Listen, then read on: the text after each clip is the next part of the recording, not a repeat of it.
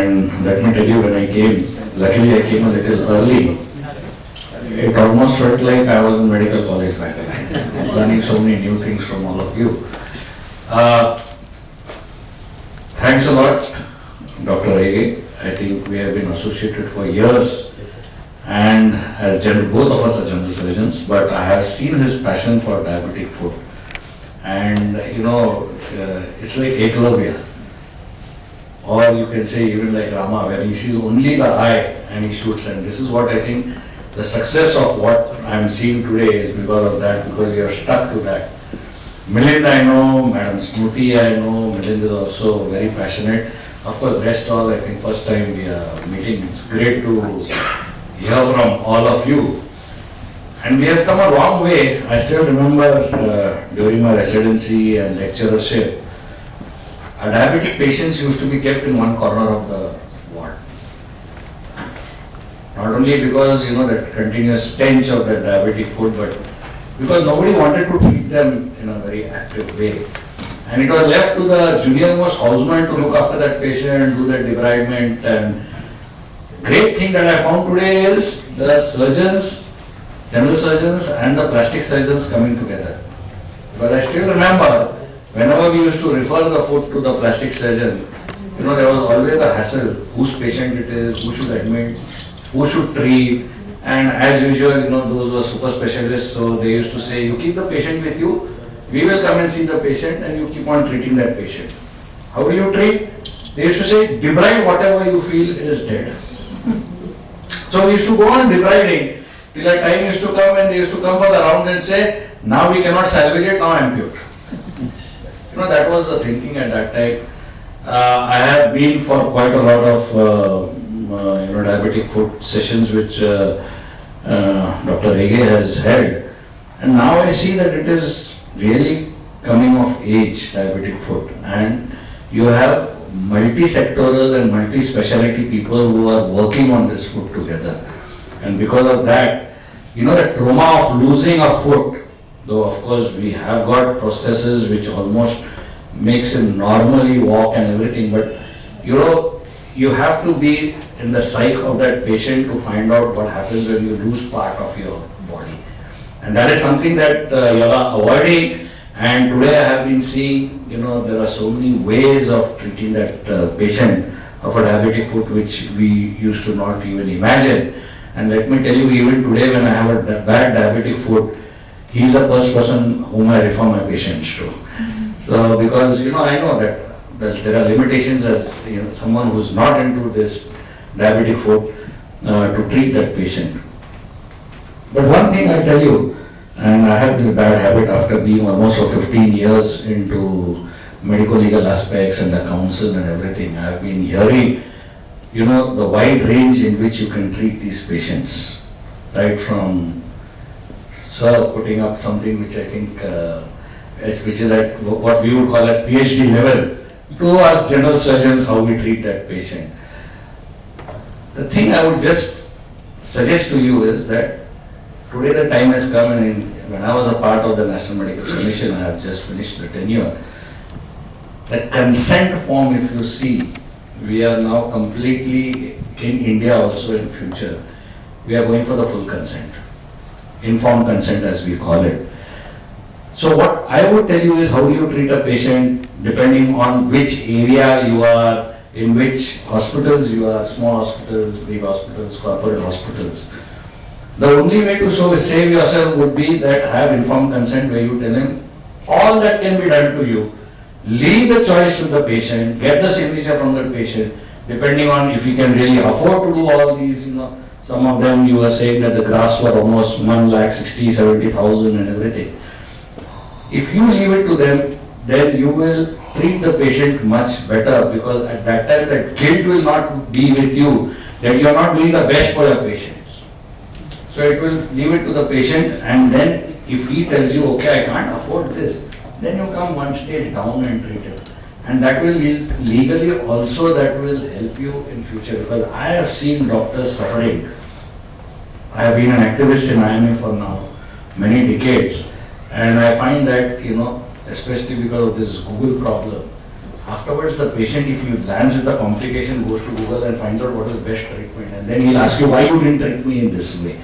So the best way, informed consent, give him all the details. We are still not, of course corporate hospitals have gone for the informed consent now, but I think in the lower hospitals and general hospitals, especially Milind, we have not yet started informed consent, which we should start, and that will become compulsory now. Good, very good. And that leaves the choice to the patient, so you can treat that patient within that bracket in which he chooses to be treated, depending of course on his social status, on the how much he can spend for his treatment, and what his future life would be. Because as someone said, in some patients only walking is God sent for him, but in some patient, especially younger patients, he has to do actively something for for sustaining his future also. That would definitely go a long way from what I have seen today in these last 3-4 lectures which I attended, that we have got so many different ways you can treat that patient. And I think I must congratulate Dr. Rege for especially the foundation which you have started, because the most neglected amongst all general surgery, forget the plastic surgeons and all, but even in general surgery is a diabetic foot, unfortunately. And here is somewhere you can really help these patients. Another thing, of course, you require is a lot of patience, which I know Milind has, he has, Ruti has, all of you have, because it's not days that you are counting of treating this patient, it is sometimes months and years also. So congratulations and all the best as far as this foundation is concerned. Any help you require in future, let me know. We are there for you, and all of you, again, let me collectively congratulate all of you for having taken up this issue of diabetic foot. Thank you very much for inviting me, and I really enjoyed being over here. I was a little reluctant when he phoned me up, because I have a lecture, of course online, which I have to give to the lawyers and the medical legal experts, which I have postponed to around 4 o'clock, so that I could come over here. And let me tell you, I'm very happy that today I landed up over here. Thank you very much, all of you, for this great experience. Thank you so much, sir. And as you said, you were talking of my focus, but every time I attend a meeting, I feel that focus is so limited, so much more to do, and I think that's how the journey would be. Madam Bhatkande, again, you've always been proactive. You've been an administrator, a consultant, so from both roles, you will be able to speak. A brief talk from you, madam. Tushar, first and foremost, thank you very much. I'm sharing today's event with Mrs. Rege and Shivkumar Uttare, who is one of the most astute administrators of our healthcare system. Thank you so much. And it was so nice to be amongst doyens of diabetic foot surgery. I mean, 10 years ago, I must introduce myself. I'm Dr. Rekha Bhatkande. I'm the dean of one of the oldest cooperative hospitals in Asia. And our philosophy is self-sufficiency in healthcare with self-participation. So when 10 years ago, Tushar came, I was a dean then too, when Tushar came to me and said, ma'am, can I start a diabetic foot OPD? So I said, I took it to the board. We are elected members, we are cooperative members elected. I took it to the board and told them that Dr. Tushar wants to start a special OPD. So that time the board members, the doctors on the board members said, oh, that's great. So on the day that he wants to hold his OPD, let us also have other diabetic faculties who will look after other complications. This was 10 years ago. Unfortunately, logistics didn't work out. 10 years later, when I became the dean, now I'm the dean again, a year back, Tushar came to me and said, ma'am, can you give me at least 6 dedicated beds for diabetic foot? I want to establish the Diabetic Foot Center unit in Shushusha. So this time I didn't allow my board to derail this idea, and I did allow him, and now he wants to expand it, of course. But in that 10 years, because I did also do my research on diabetic foot ulcers, and found that at that time, I think about 10 years ago, the incidence overall, national incidence was about 2 to 4%, and now it's I think about 6%.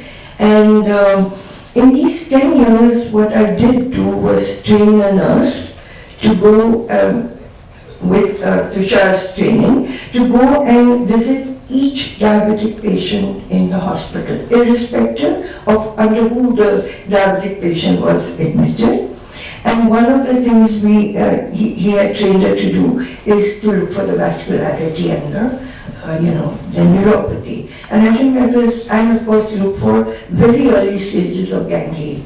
And I think that was a very good thing. And I think we need to now work on that as well further.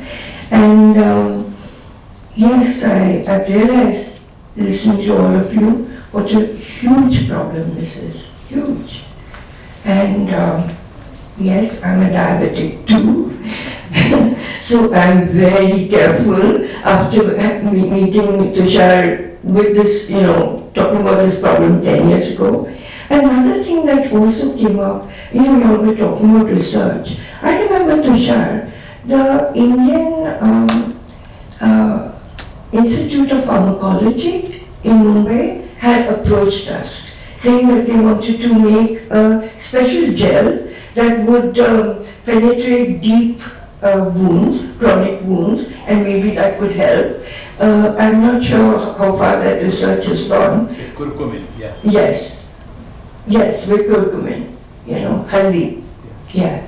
And I'm not sure how far that research went. But that means people are being aware, they're being made aware. I think all of you all have done such a wonderful job that people now do know about diabetic foot. And it's wonderful that you all are launching a foundation, and I'm sure whatever we can do from Shushusha, I will definitely do it. Thank you so much. Thank you. We are privileged that Shushusha, Dr. Guleria, Dr. Nehete, we all work together. And of course, we are always in touch with each other over here also. And now a brief thing from my mother, Mrs. Reilly. Here. No problem.